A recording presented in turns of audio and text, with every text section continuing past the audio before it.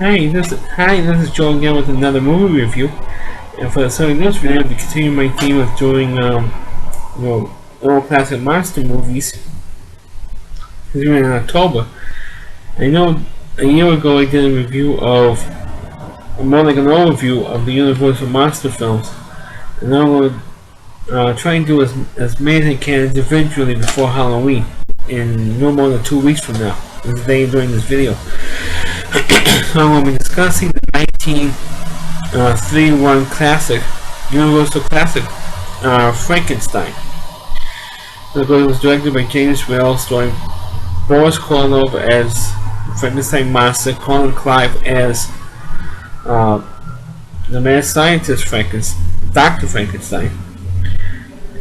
And of course, this movie is the classic monster film. Now, in 1931, this movie was actually a follow-up to, I think it was like the first movie with actual sound, horror movie with actual sound in it, which was of course Dracula with Bela Lugosi.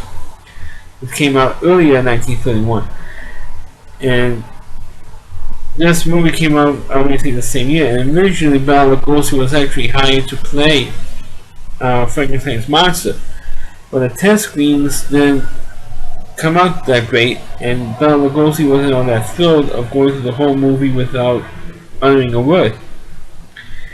So Carl Lindley pulled Lugosi out, and the original director, which right now I forgot who the original director was supposed to be, and he hired Carl Lindley Jr., who was producing the film. He hired James Whale to direct. James Whale knew Boris Karloff was a character actor at that time, and he was pretty much a nobody. Well, Frankenstein made Boris Karloff's career, and they had a rivalry for a long time between Bela Lugosi and Boris Karloff.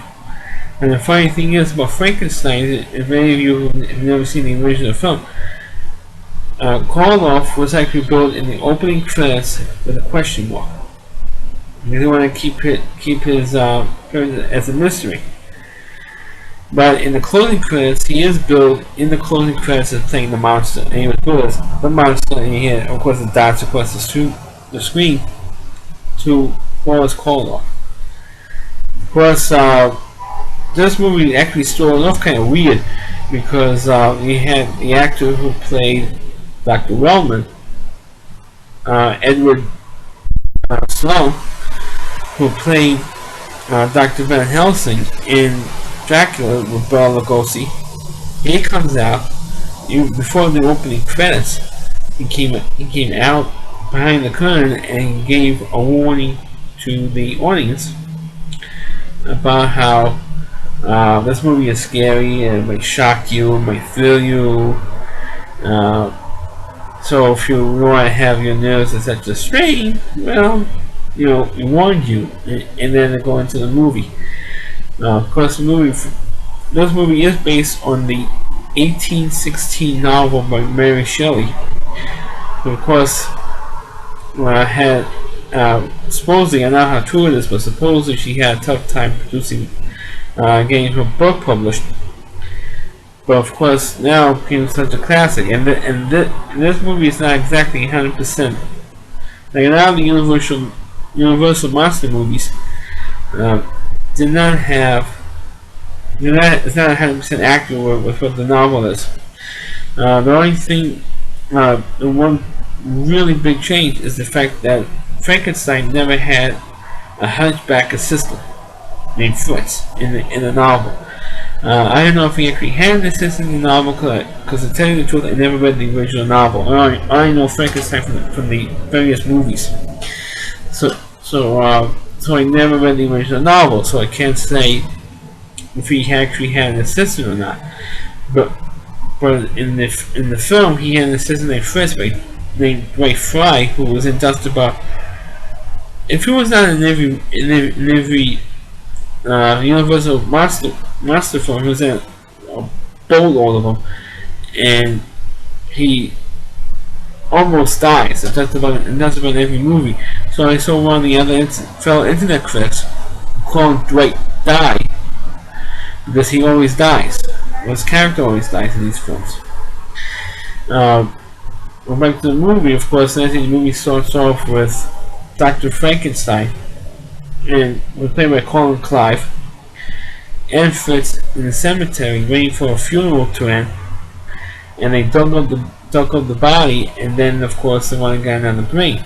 Of course, here's the one thing that a lot of my fellow internet critics have complained about. The scene where Frankenstein needed a brain for his creature. So he sends Fritz to the university where they actually knew they had human brains there. And of course they had his old professor, Dr. Wellman, again played by Edward Sloan. During the demonstration he had two brains on the table, and they both were labeled. One had a label called a quote-unquote normal brain, which is pretty high functioning brain, and everything was okay with this particular brain. Medical wise is okay. And then they had another brain called that was actually labeled abnormal brain. And the brain was supposed to be about the body that's laying in front of them for dissection purposes or for lecture purposes. And this guy was a mass murderer. So this is his brain. You can see how the brain is damaged in certain areas of the brain.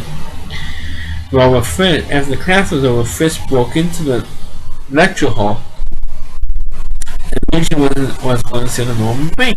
You remember he got scared by the skeleton in this hall. So he actually drops the normal brain and picks the abnormal brain up. Now, of course, later on, when he put the brain in the body, so that he didn't know that was labeled abnormal brain. I mean, come on. I mean, that was the one thing a lot of people nitpick about, today in today's audiences. Because it's something that wasn't picked up back then. Because don't forget, these films were kind of short. There was not even an hour and a half long. Maybe an hour 15 minutes long.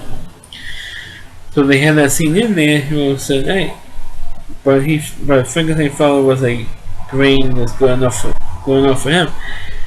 And when he was told there was an abnormal brain, he said, "I feel like we teach him not to be a violent creature." And Dr. Roman says, "You're only going to get a violent creature out of this, because the brain you stole is going to end this creature's this monster that you created is going to kill you." And anyone else that happens to be around. So Frankenstein didn't care because I created a man out of my own image. And of course, he had the famous scene, the laboratory scene, when the creature does come to life. And Boris Karloff literally had to lie there and keep absolutely still for a few minutes. I think maybe 5 minutes, maybe on the table, at least in film time. Before he was able to get elected, and it was raised up with all and the laboratory scene was copied and parodied in so many other monster films, not only in the Universal canon, but also for spoofs of Frankenstein, like Young Frankenstein, for example, with Gene Wilder. They spoofed that sequence with the laboratory, how the laboratory was selling all the sparks flying and everything else. But as the film itself, and of course it was novel at the time to have a laboratory look like that, especially in the early days of talking pictures, because talking pictures was still in its infancy then. I'm sure that today you probably have a lot of CGI going on today, if it was made today, and probably with a better budget you could probably dress it up better than it was back in 1971. So of course when Boris Karloff's arm begins to move a little bit, that's when you have the classic line from Colin Clive, where he starts screaming, "It's alive! It's alive!" And goes nuts. He had to be restrained because he went crazy. He said, "It's alive! The creature's alive!" And then, of course, it didn't take him very long. I just wish that because the film was so short, it didn't build up to how dangerous the monster could be. It just went too fast. It didn't build. I'm sure if Frankenstein was made today as a fresh, new movie instead of a remake, probably, and it had a longer movie time span, you probably would have a longer time to build up that the monster was actually dangerous. But not then, unfortunately, which is a shame, because they have it too fast. So Frankenstein figured, hey, let's kill him off. He had to be convinced that it's better to kill him. Of course, the monster does escape and kills Dr. Wellman as he was trying to put him down like with a dog. And he gets out. Now this particular part of the movie was originally cut out. What I mean is, when it was originally shown in 1931, audiences were so appalled with this particular scene that I want to describe. It was, of course, cut out, and then recently, I think back in the 80s or early 90s, it was put back in. And the scene was, when the monster was out, he was in the lake, and he found this little girl named Maria, and she was playing by the lake, and was playing with the monster, and and Koloff did show some childlike enthusiasm in that scene, which made the scene kind of work. But of course, you know that he was dangerous. But the girl didn't know; she was innocent. So she said she had some flowers. I said, "Oh, look how much the flowers float in the water." And so she gave him like 2 flowers. He threw the 2 flowers in the water, sort of like. And meanwhile, he ran out of flowers. So I want to see something. Let me throw something else in here, and it will float. So he picks the little girl up and throws her in the lake. She drowns, and of course dies. And then they were offended that he killed this little girl in the lake, so they cut that scene out.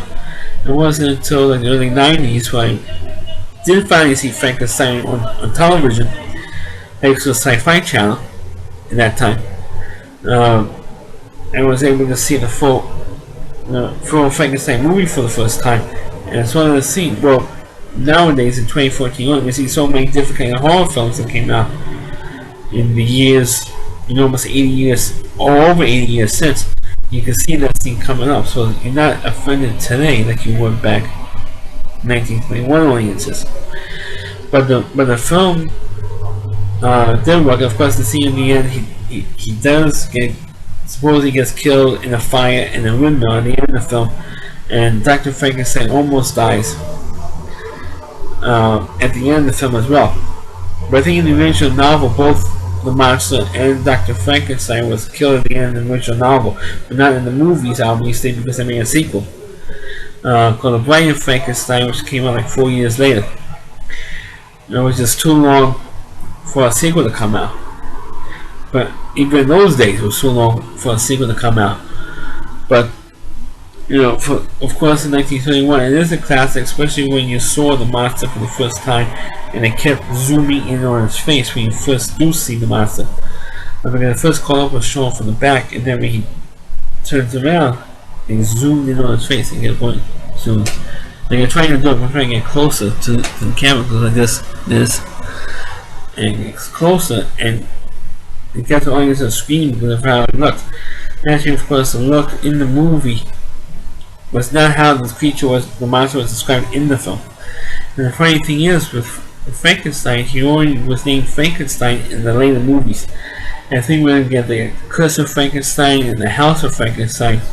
That's when people, and of course, and the Abbott Costello meets Frankenstein film. That's when they call him Frankie and all that stuff. Like Costello or Lou Costello was calling him Frankie. I guess because of that movie, a lot of people call, or the later Frankenstein films, people call him Frankenstein. But the name Frankenstein was based on the doctor that created him, not the monster himself. But people still call him Frank, or call him Frank N. Just N is initial Stein, last name Stein, Frankenstein. A lot of the other Frankenstein parodies over the years. But this movie is definitely a classic, and even though it could be stale in some areas, but this movie still holds up. Today, all these years later, it is definitely a landmark movie in terms of anybody who's a horror movie fan. So that's my review of Frankenstein, the 1931 version. Please click on the film, please rate it, please feel free to comment on it. Please subscribe to my channel, and please forward this video onto your Facebook pages. And hopefully next time I'm going to do a review of another film, horror film. Catch you. Thanks for watching. Please check my other video. Check out my other videos. Please check my other reviews I've done. And catch you next time.